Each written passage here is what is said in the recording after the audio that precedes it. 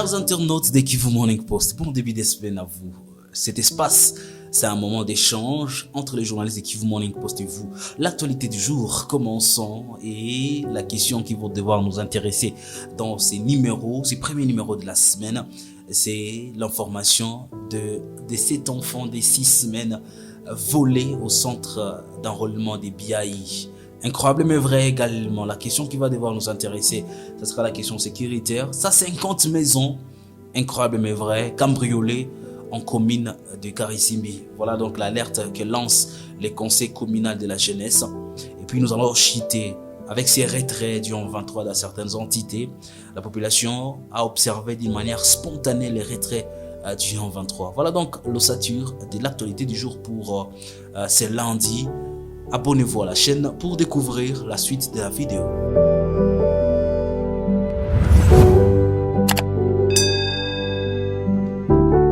Commençons l'actualité du jour par cette information. Un enfant de 6 semaines volé à un centre d'enrôlement. C'est donc au centre d'enrôlement des BAI. Nous sommes en commune de Karisimbi. Comment nous sommes parvenus à avoir cette information? C'est qu'il y a un communiqué publié par la famille biologique de l'enfant, un communiqué des recherches. Et dans ce communiqué, on peut lire que, en tout cas, l'histoire a commencé pendant qu'une tierce personne est venue proposer à la maman de l'enfant d'aller acheter des frites et lui proposant qu'il garderait cet enfant pendant qu'il serait en train de faire l'achat. La maman est partie. En revenant, ni la dame avait disparu, l'enfant n'était pas trouvable. C'est donc une situation très déplorable que Goma a enregistrée déjà hier dimanche. Et pendant ce temps, il faut rappeler à ce niveau que plusieurs dégâts s'enregistrent dans des centres d'enrôlement. Une femme, on se rappelle, qui a été violée, de monnayage des cartes d'enrôlement, des situations également qui se répètent du jour le jour, et aujourd'hui un cas de disparition d'enfants. C'est donc une information qui devrait nous interpeller tous, à la fois à la CENI, de faciliter des mamans qui encore allaitent leurs enfants pour ne pas tarder au centre d'enrôlement. À chaque citoyen congolais d'être prudent lorsqu'on est au centre d'enrôlement pour ne pas tomber dans de telles situations. Parlons d'une autre information dans cette rubrique actualité du jour. C'est ce bilan adressé par les conseils communaux de la jeunesse. 150 maisons. Je vais parler d'un chiffre peut-être qui va vous étonner. 150 maisons cambriolées dans une seule commune. Vous savez que la ville de Goma a des communes, la commune de Karisimbi, la commune de Goma. En commune de Karisimbi, dans 4 quartiers, selon le président du conseil communal de la jeunesse, 150 maisons dans une semaine, 150 maisons dans 7 jours ont été cambriolées. Et les quartiers ciblés, il s'agit du quartier Mugunga, du quartier Ndosho, du quartier Katoy et du quartier Kasika, où le hors-la-loi, une bande appelée 40 voleurs, continue à s'imposer, à mettre mal à l'aise la population.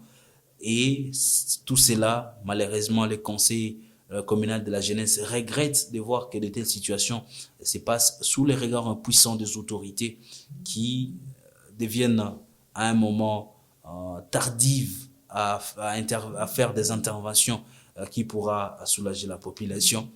Et le conseil communal de la jeunesse, au-delà de ces bilans dressés, demande quand même aux autorités de se pencher sur la question sécuritaire pour que cela change. Selon Claude Urugo, président du conseil communal de la jeunesse, ces 40 voleurs pillent les biens des paisibles populations et ils opèrent pendant beaucoup de temps sans en tout cas avoir l'intervention de services de sécurité.